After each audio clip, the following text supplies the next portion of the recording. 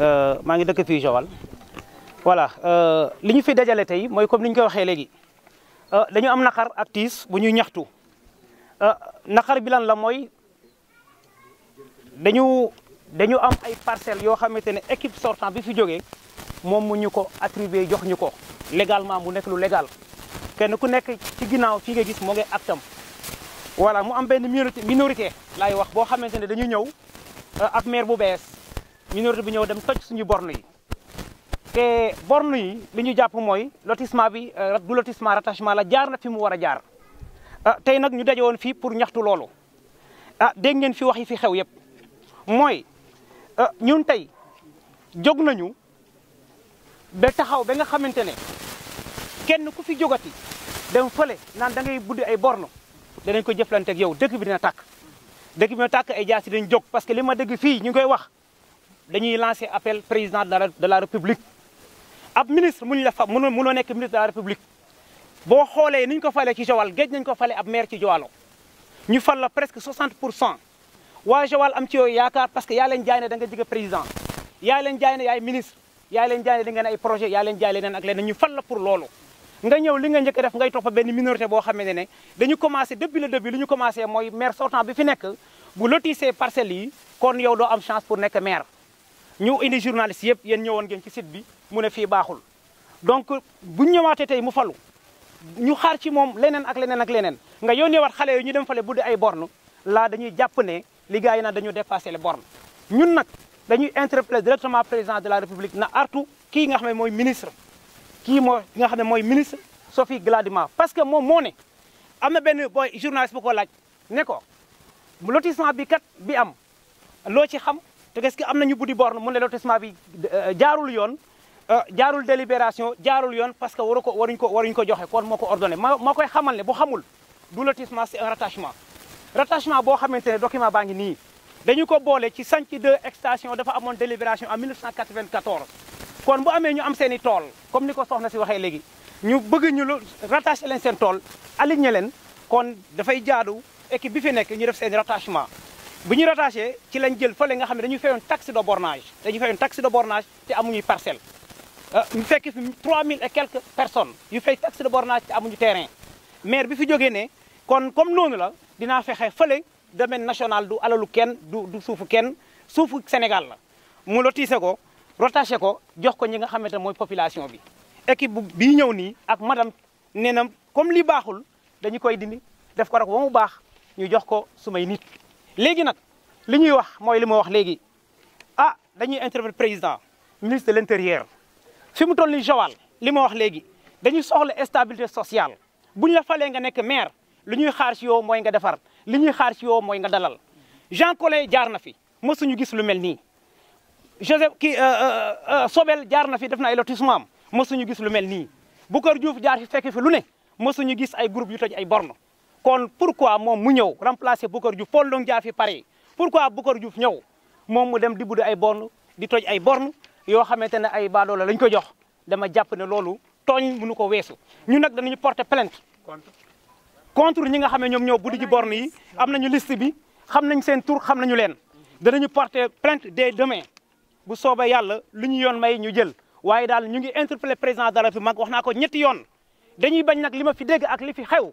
lu fi am responsabilité bi moom ministre bi la lu fi am tey ministre bi la parce que wax dëgg yàlla gis nañu fi sax arrêt Descos moom nee na mu indiw fi Descos te nee nañu moom moo ànd ak waa Descos fu mbedd bu nekk mu rëdd ko te moo nga ne ci littoral ba la mu fa am Petit Palais laa koy tuddee dem leen ngeen xooli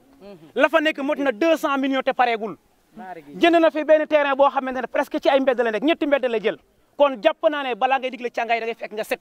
mënoo ñu fal am ministre de la République même pas 3 ans ngay tabax kër di teg ñu xaar ci yow lu ne ak lu ne booy régler da nga war a régler loolu waaye jàpp naa ne waroo fi nekk di toroxal ay nit di toj ay borne di buddi ay borne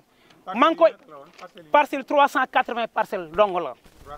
380 parcelles la ñuy def rattachement encore une fois du lotissement c'est un rattachement document baa ngi nii ñoom nee nañu moom nee na jaarul délibération conseil municipal dafa xamul li xew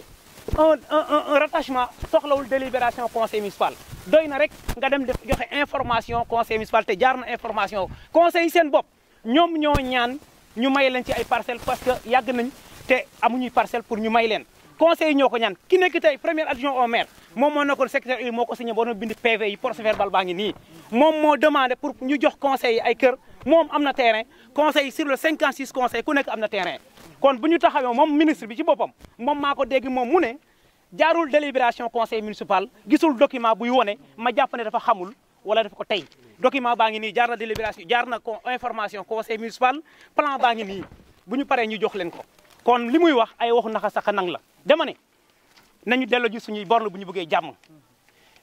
population bi soxla nañ seen yëf ni ma ko waxee léegi am na ñoo xam ne am nañ def nañu 40 ans Joal amuñu morceau parcelle kon bu ñu la mayee benn parcelle nga yaakaar si dëkk fa sa njaboot dama jàpp ne ku saraxatul gumba nga bokk ak yelwaanam nañu ministre bàyyi ak suñu terrain yi nañu bàyyi ak suñu kër yi munoo am ay kër yi kër nit am këram di taxale gis naa maire boo xam ne lekkatu cerem la yor di gàddu cerem di jaay di kondaale bi am ñeent fukki junam tabax ci ab ñaari néegam mu ne da koy toj parce que dafa nekk ci booru lagin bi te yow littoral bale wax naa ko léegi littoral bale nga am fa ci wetu géej gi domaine maritime ñëpp xam nañ ko loolu fa am kër dem na fa ande fa dajal kër jënd ko def fa plus de 200 millions dem la ngeen seeti ko wax naa leen ko kon nag jàpp naa ne lii tooñ mënu ko weesu lii lañ amoon lu ñu doon wax ak journalistes yi je vous remercie la yaakaar naa bu amul beneen question loolu la amoon lu ñuy wax. nga ni Macky Sall bu moytuwul Joal dina. waaw parce que Joal Fadiouth mun nañ ne ñëpp a bëgg Macky mais nag ki fi nekk di ñu jaay doole falogoo motogul 4 mois ngay toj ngay budd ay lotissement yoo xam ne ay nécessité nañ ko jox ah président de na xam ne législative yi di ñëw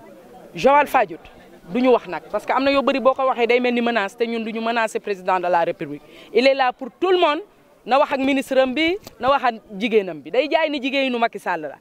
mais Macky Sall ñun ñoo ko fal moom mii ñun ñoo ko fal ñun nag dañoo respecter institution mooy maire dëkk bi mais du maire kër yi nit ki lim ñu attribué ba pare elle n'a pas le droit mu dindi ko lii dafa jaar circuit bu ne sànq Thierno mi ngi posé ki doon def en français service technique lotissement bu am dans le département chaque commune y a un quota bu ñuy jox les services techniques c'est partout au Sénégal donc la préfecture a reçu je maintiens service technique yëpp jox nañu les numéros sont là beneen bi mooy li ñu joxe ba pare war nga ruus ñëw fekk nécessité nga ne dama koy nangu ne c'est illégal nga ne da nga koy defaraat jox ko say militants mais duñ ko nangu Joal Fadiouth 60% c'est des terres inondables Joal Fadiouth 60% c'est des terres inondables kon ñun ndox nañu am ci ndox nañu mën a dëkk bi amul fuy fees mais amuñu suuf amuñu terre donc li ñu am nañu mën a jox nit ñi ñu investir ko defar ko lii c'est avant c'était les élections locales suite bi moo nekk nii parce que jaar na ci suuf jox ay xale ñu dem fa def conférence ne duñu borne nañ ko ñu ne duñu joxe ñu toog ba madame gagné mu ne leen dem leen ñi ko def sax ci quartier bii nañu dëkk on a la liste demain à 10 heures tous les bénéficiaires dinañu dem gendarmerie déposer suñu plainte jël suñuy avocat ba yoon may ñu site ba nag dinañ fa dellu monsieur le président dinañ fa dellu ak ay jaasi ça je le dis dinañ fa dellu ku buddi suñu borne ñu jëflante koog yow parce que dañ ne Joal Fadiouth dañoo pacifique duñu wax dara dañoo nooy loolu jeex na fi ku ci nekk dinañ dem daal jëli suñu parcelle mais dinañu topp yoon ba yoon lum ñu may. Voilà, je résume en français rek. En français donc nous sommes là aujourd'hui pour régler un différend entre la mairie et les anciens bénéficiaires. Donc le maire sortant avait procédé à un alignement légalement parce qu'un alignement on ne le vote pas on passe en information municipale. Donc le PV est là signé par l'actuel président l'actuel premier maire adjoint de la commune qui a accompagné même il paraît ses gosses pour détruire ce lotissement. Ce même premier adjoint, c'est lui qui avait ramassé tous les demandes des conseillers municipaux. C'est les premières à être attribuées des parcelles, donc les conseillers municipaux. Donc je me demande actuellement, ces anciens conseillers municipaux devenus adjoints au maire, ils disent que c'est illégal. Ça, on ne peut pas concevoir ça. De toute façon, nous lançons un appel au président de la République. Joal Fadiouth, c'est une commune pacifique. Joal Fadiouth n'a jamais connu ça. Mais on risque de s'entretuer entre Joaliens à cause du maire actuel de Joal Fadiouth. Mais il habite dans l'eau. Il y a l'inondabilité des terres, et il y a également les terres qui ont été attribuées à l'administration territoriale. Bien sûr, donc c'est un lotissement. Tous les services techniques dans toutes les communes, à Mbour, à Thiadiaye, dans chaque alignement ou bien lotissement, quand même, lolu teranga la, c'est un teranga sénégalais. Une personne ne peut pas venir travailler avec toi. Tu as 300 personnes sans lui donner une seule parcelle. Ils n'ont pas demandé. Donc c'est les communes qui donnent parce que c'est la teranga sénégalaise. C'est tout, hein? Mais ils n'ont pas demandé. Donc ça est... Le pourcentage d'inondabilité de Joal? Joal, c'est 60%, c'est des terres inondables. 60% des terres de Joal-Fadiouth, c'est des zones inondables. Habitées, investies. Donc, Diaye Dole. Parce que je suis l'ami du président. Non, nous, on ne fonctionne pas comme ça. Le Joalien est pacifique, mais cette fois-ci, on ne va pas se laisser faire. En tout cas, il y a les élections qui vont venir. On va tout faire pour qu'elle perde Joal-Fadiouth, cette commune. Moi, je suis Benno Bokk Yakaar. Moi, je suis pour Macky Sall. Mais c'est à cause de ce geste-là que j'ai le cœur meurtri. Je suis désolée. Voilà, merci. Qu'est-ce qui se passe exactement? Voilà, nous venons de faire part d'une situation qui peut déclencher des affrontements entre populations Joal-Fadiouth, Ngazobil. En effet, depuis Jean Collin, depuis le maire aussi Sobel, Paul Ndong et Boucar Diouf, tous ont exercé leur magistère sans heurter les populations par rapport à un problème de terre. Depuis l'avènement du maire sortant, tous les propriétaires terriens dont les champs ou jardins étaient dans les lotissements et qui n'ont pas été morcelés ont signé un contrat ou une convention avec la mairie pour que les champs ou jardins soient attachés ou alignés dans les lotissements existants. Et c'est ainsi au moins une vingtaine de propriétaires terriens ont eu leurs champs intégrés dans les lotissements de la commune de Joal-Fadiouth. De plus, lors de la passation des services de 2014, il était ressorti 3040 parcelles de Joaliens et Fadioutins avaient payé des frais de bornage sans obtenir une parcelle. C'est pourquoi l'équipe sortante a voulu résorber de ce fait en accord avec les services administratifs du département de Mbour pour faire ces différents rattachements, dont celui de Santhi Extension 2, qui fait l'objet de litiges parce que des individus mal intentionnés sont allés enlever et détruire des bornes de rattachement déjà affectées à la population. Pour ce faire, le collectif des défenses des intérêts de Joal-Fadiouth va porter plainte contre les personnes déjà identifiées et utiliser les voies de droit pour obtenir satisfaction. Nous lançons appel au président de la République Macky Sall et toutes les autorités étatiques, de l'occurrence le préfet du département de Mbour, les autorités religieuses et coutumières. Oui, mais quelle est la responsabilité de la mairie dans cette affaire-là aujourd'hui? Parce que jusqu'à maintenant, vous n'avez rien dit sur l'actuel maire. Hein? Quelle est sa responsabilité? Ouais, d'après les informations qu'on a eues, c'est le maire même qui est derrière ces transactions. Mais il ne fait pas seulement le maire, parce qu'on a entendu tout à l'heure Kanye dire que les préfets, la DESCOS, l'administration de défense, c'est-à-dire les gendarmes et tout ça, ont eu des parcelles. Vous confirmez ou vous infirmez? Moi, je confirme. Que? Répétez-moi ce qu'elle a dit exactement. Je confirme parce que quand on dit un lotissement est légal,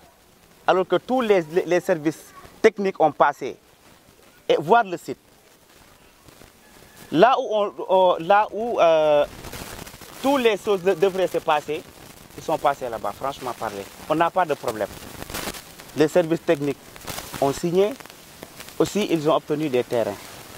Donc, si aujourd'hui des personnes viennent dire que c'est illégal, parce qu'il n'y a pas de délibération, alors que ce n'est pas une délibération, c'est un rattachement ou alignement, parce que Santhi